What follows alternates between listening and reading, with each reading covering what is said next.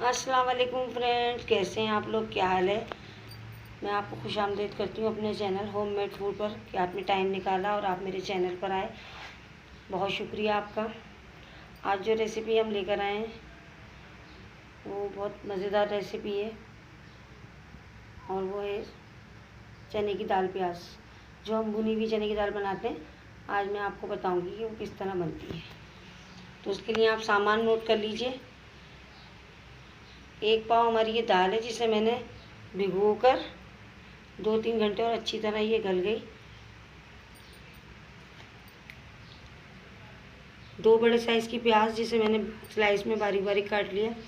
और जो चने की दाल के लिए मैंने पानी उबालने के लिए रखा था उसको मैंने ज़ाया नहीं किया, वो पानी मैंने बचा लिया था, क्योंकि जब मैं दाल भूनूंगी तो यही पानी यूज़ करूँगी, क्योंकि सारी ग़िज़ाई जो इस पानी में अगर हम ये ज़ाया कर देंगे तो फिर दाल खाने का कोई फ़ायदा नहीं है। ये इमली है, ये 1 टेबल स्पून के करीब इमली है, 2 टेबल स्पून के करीब इमली, जिसे मैंने 2-3 घंटे पहले भिगो दिया था और इसके चीज़ें निकाल लिए।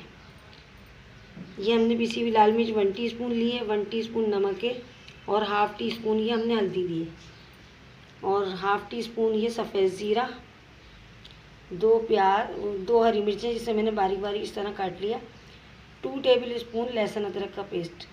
तो चले आएँ हम अपनी रेसिपी को स्टार्ट करते हैं।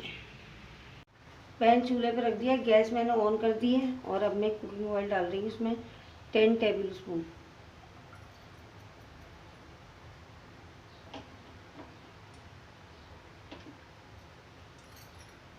बिस्मिल्लाहिर्रहमानिर्रहीम। ये मैंने प्याज डाल दी।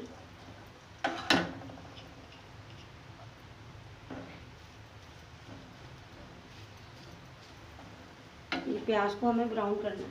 प्याज जो है मैंने गोल्डन कर ली है, गोल्डन ब्राउन। बहुत ज़्यादा डार्क नहीं करूँगी मैं इसको। और अब ये सारी प्याज जो है इस तरह निकाल लूँगी ताकि इसका ऑयल भी ना निकले, ऑयल इसी में रह जाए वापस। सिर्फ हमें प्याज चाहिए। ये मैं साइड पे रख दूँगी और अब मैं डालूँगी इसमें थोड़ा सा ज़ीरा, जो मैंने दिखाया था आपको। ये इसे मैं भून लूँगी इसमें डाल के, और साथ ही ये लहसुन अदरक का पेस्ट जो मैंने आप लोगों को दिखाया था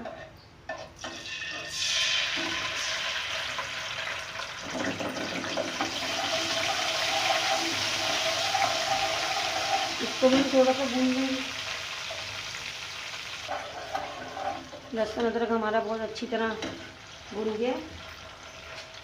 अब मैं इसमें ये मसाले, मिर्चें, हल्दी और नमक ये डाल दूँगी और इसको भून लूँगी। मैंने ये सिर्फ 3 मसाले डाले, मिर्चें, हल्दी, नमक। धनिया वनिया मैंने नहीं डाला इसमें, ना मैंने टमाटर डाले। ये इससे ही बहुत मज़े की बनेगी, आप इसको ट्राई ज़रूर कीजिए। हमारा मसाला जितना अच्छा भुना हुआ होगा हमारी दाल उतनी ही मज़ेदार बनेगी। ये बात आप जहन में रखिए। अब हम इसके अंदर ही दाल डालेंगे। बिस्मिल्लाह।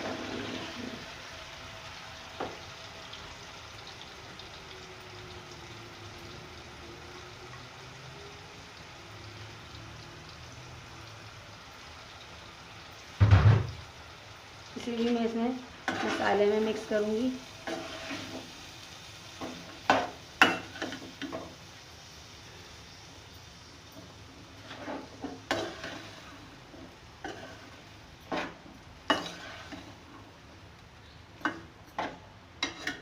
बहुत अच्छी तरह इसको मैं मिक्स करूँगी, उसको भूनूँगी मैं।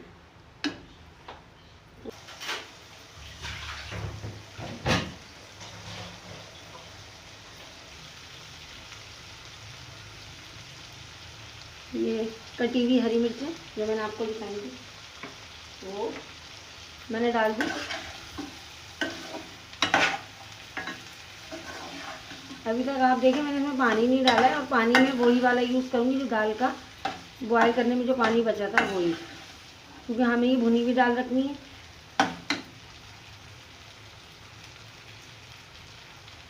अब इसमें मैं ये चने की दाल का बचा हुआ पानी जो बॉयल करते वक्त बचा था, आप देखें इसमें थिकनेस कितनी आ रही है। ये इमली का पेस्ट ये भी मैंने डाल दिया। इसको भी अच्छी तरह मिक्स कर दें इसमें।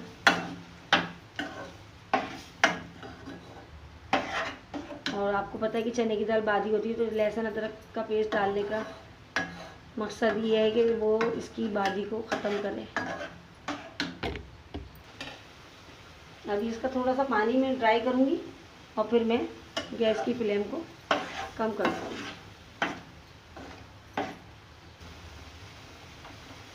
जो लोग मेरी वीडियो शौक से देखते हैं तो उनसे मेरी रिक्वेस्ट है कि प्लीज़ अपने फ्रेंड्स एंड फैमिली के साथ वीडियो को शेयर कीजिए, वीडियो को लाइक कीजिए, कमेंट्स कीजिए, बेल नोटिफिकेशन को प्रेस कीजिए ताकि हर नई आने वाली वीडियो आपको मिल सके।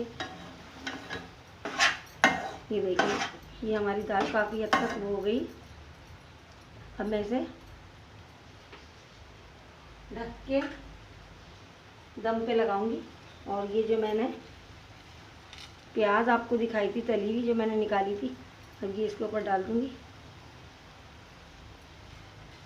और बिल्कुल मैंने मीडियम टू लो फ्लेम कर दी है चूल्हे की। और अब मैं इसको कवर कर रही हूँ तकरीबन 5 मिनट के लिए। 5 मिनट बाद में आपको दिखाती हूँ। देखते हैं जो 5 मिनट के लिए मैंने दाल रखी थी अब वो किस कंडीशन पे है।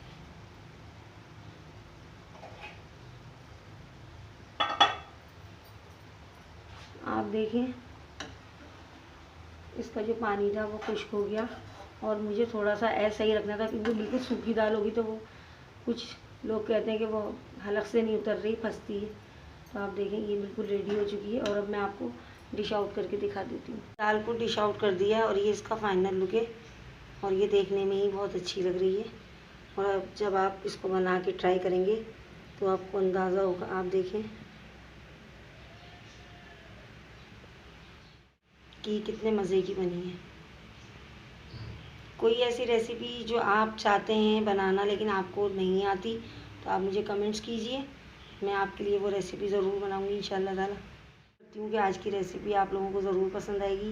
बहुत सारी दुआओं के साथ अब मैं आपसे इजाज़त चाहती हूँ। इंशाल्लाह ताला फिर किसी अच्छी और आसान रेसिपी के साथ आपकी खिदमत में हाजिर होंगी जो आप लोगों को बनाने में कोई मुश्किल ना हो। तब तक के लिए मुझे इजाज़त दीजिए। अल्लाह हाफिज़।